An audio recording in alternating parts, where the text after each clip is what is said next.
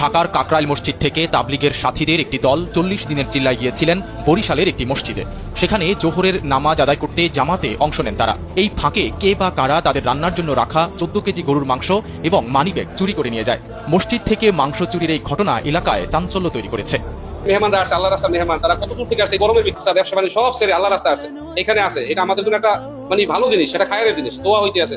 কিন্তু তারা আজকে একটা মজমা করতেছে, দিনের মজমা, সবাই এক করবে, একটু আল্লাহ রাসূলের কথা হবে, দোয়া হইবে, দুটা ডাল ভাত রান্না করবে। সেই গোস্ত দুপুরে এখানে রাখছে, তো 3টা শ্রেণীর উপরে রাখছেন, প্লেটে বড় বাতাসে যাতে নষ্ট নয়। সবাই গেছে নামাজ পড়ছে। গরুর গোস্ত 14 কেজি গরুর গোস্ত, সেই গোস্ত সব কাঁচাইয়া একদম এখান থেকে নিয়ে চলে গেল। স্থানীয়রা জানান, মসজিদটিতে চুরি হওয়ার ঘটনা নতুন কিছু নয়। তবে আল্লাহর রাস্তায় বেরোনো মেহমানদের রান্নার মাংস চুরি করে নিয়ে যাওয়ার ঘটনা খুবই বিব্রতকর। শুধু মাংস নয়, আরও খোয়া গেছে ৬,০০০ টাকা সহ একটি মানিব্যাগ এবং একটি সাইকেল।